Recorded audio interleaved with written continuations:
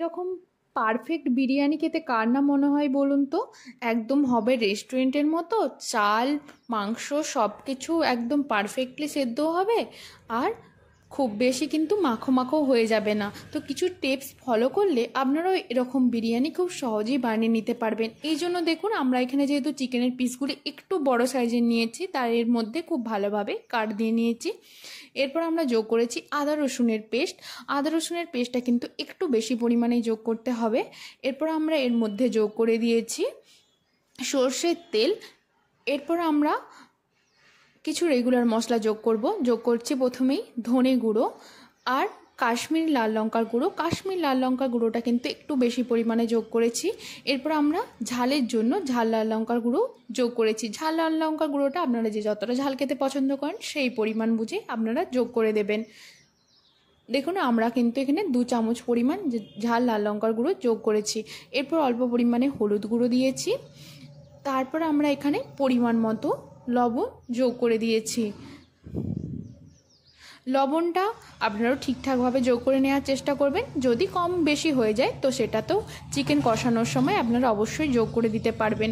এরপর আর কি আমরা খুব ভালোভাবে মশলাটিকে চিকেনের গায়ে লাগিয়ে নিচ্ছি। খুব ভালোভাবে কিন্তু আপনাদেরও মেখে নিতে হবে, যাতে মশলাগুলি চিকেনের গায়ে খুব ভালোভাবে লেগে যায়। এভাবে মেখে নেওয়ার পর 30 মিনিট আপনাদের অবশ্যই এটাকে রেস্টে রাখতে হবে। আরও বেশি সময় রাখলে তো আরও ভালো হয়। আমরা এখানে 30 মিনিট মতোই কিন্তু খুব ভালোভাবে মেখে রেখে দিয়েছিলাম।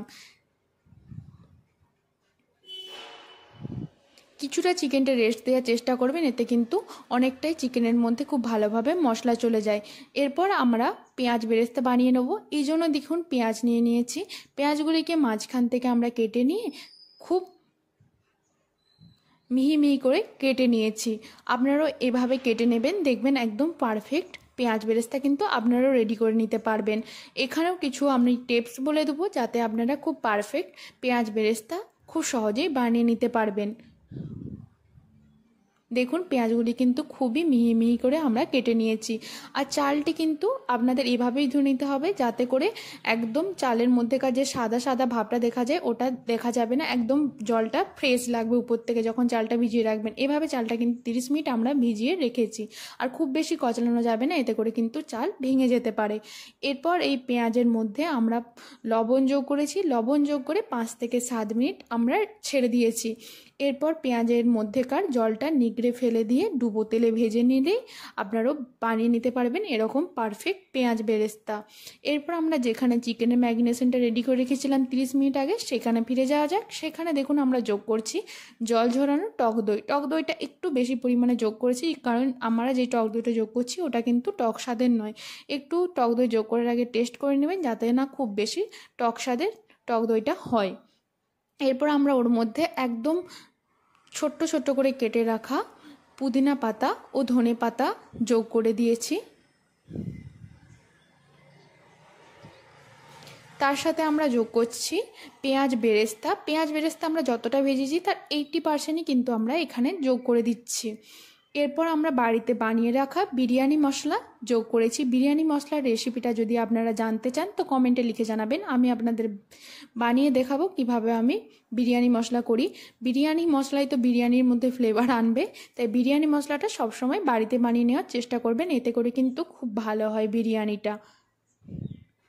এরপর আমরা যে পেঁয়াজ বেরেস্তাতে ভেজেছিলাম তার থেকে কিছুটা গরম তেল এর মধ্যে যোগ করে দিয়েছি, যাতে একটা ভালো টেক্সচার আসে।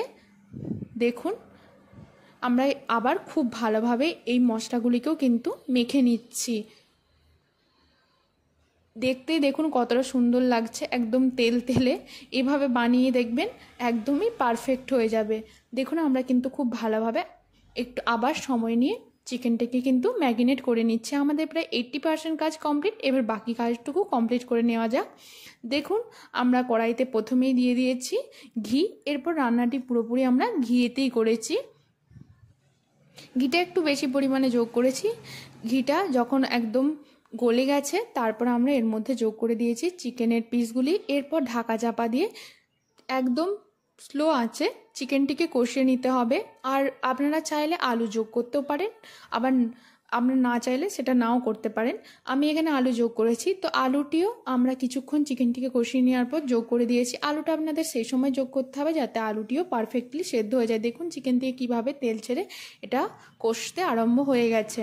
চিকেনটিকে এভাবে আমরা 80% মতো সেদ্ধ কিন্তু করে নেব, কোনো জল কিন্তু যোগ করা যাবে না এই সময়। এরপর আমরা দেখুন হাঁড়ির মধ্যে জল গরম করতে দিয়ে দিয়েছি। জলটা যখন খুব ভালোভাবে গরম হয়ে গেছে, আমরা এর মধ্যে গোটা এলাচ, লবঙ্গ, দারচিনি, সাদা জিরে, কাঁচা লঙ্কা, ধনেপাতা, পুদিনা পাতা, তার সাথে লেবুর রস ও সাদা তেল যোগ করেছি, আর যোগ করেছি পরিমাণ মতো লবণ। এরপর ঢাকা দিয়ে আমরা জলটিকে খুব ভালোভাবে ফুটতে দিয়ে দিয়েছি। জলটি যখন খুব ভালোভাবে ফুটে যাবে তারপরেই কিন্তু আপনাদেরও চালগুলিকে যোগ করতে হবে। দেখুন আমরা এরপর যখন জলটি খুব ভালোভাবে ফুটে গেছে চালটিকে যোগ করে দিয়েছি।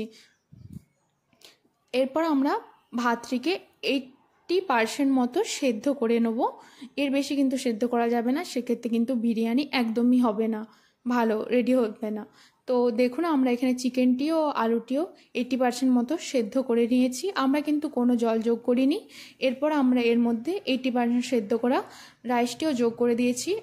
একদম যেই কড়াইতে আমরা বানাচ্ছি সেই কড়াইতেই আমরা বিরিয়ানি বানাবো বলে সেই কড়াইয়ের মধ্যেই করে নিয়েছি। আপনারা যদি অন্য কোনো পাত্রে করেন তো সেখানেও এভাবেই লেয়ারিংটা করে নেবেন। এরপর আমরা 2 চামচ পরিমাণ গোলাপ জল, 1 চামচ পরিমাণ কেওড়া জল, তার সাথে 1 ফোঁটা মিঠা আতর কেশর ভেজানো দুধের মধ্যে আমরা মিশিয়ে রেখেছিলাম, সেটাকে প্রথমেই যোগ করে দিয়েছি। এরপর এর মধ্যে আমরা যোগ করেছি ধনেপাতা, পুদিনা পাতা, তার সাথে আমরা যতটা পেঁয়াজ বেরেস্তা বাকি ছিল সবটি যোগ করে দিয়েছি। এরপর 1 টেবিল স্পুন মতো বিরিয়ানি মশলা যোগ করে দিয়েছি, আর কোনো কিছু যোগ করা দরকার নেই। এরপর খুব ভালোভাবে এটাকে ঢাকা দিয়ে দিলে যাতে কোনোভাবেই না ওর মধ্যে থেকে দমটা বেরিয়ে আসে, তাহলেই এটা কিন্তু হয়ে যাবে। আর আপনারা চাইলে এটা মুখটা কিন্তু ময়দা দিয়েও বন্ধ করে নিতে পারেন। এরপর আপনাদের 5 মিনিট মতো হাই ফ্লেমে, এরপর 15 থেকে 10 মিনিট মতো লো টু মিডিয়াম ফ্লেমে দম দিয়ে নিলেই, এরপর 30 মিনিট গ্যাসের ফ্লেম বন্ধ করে রেখে দিলেই এরকম পারফেক্ট বিরিয়ানি একদম রেডি। দেখুন বিরিয়ানিটা কতটা সুন্দর হয়েছে, একটা চালও একটা চালের সাথে জুড়িয়ে যায়নি, তার সাথে একদম ঝরঝরে হয়েছে। আলু এবং মাংস কিন্তু পারফেক্টলি সেদ্ধ হয়েছে। তাই একবার হলেও এইভাবে বানিয়ে দেখবেন, আশা করি খুবই ভালো লাগবে। ভালো লাগলে লাইক, শেয়ার, কমেন্ট, সাবস্ক্রাইব করে স্নেহা রেসিপি ও জীবন কথা চ্যানেলের পাশে থাকবেন। পরবর্তীতে নিশ্চয়ই কোনো নতুন রেসিপি নিয়ে আবার ফিরে আসবো। তো আপনারা যদি কেউ বানান তো কমেন্টে লিখে জানাবেন আপনারাও এরকম পারফেক্টলি বানিয়ে নিতে পেরেছেন কিনা। আশা করি আপনাদের আজকের রেসিপি ভালো লেগেছে। তাহলে আজ আসি, আবার পরবর্তীতে নতুন রেসিপি নিয়ে ফিরে আসবো। যদি ভালো লাগে পাশে থাকবেন এরকম রেসিপি আরও দেখার জন্য।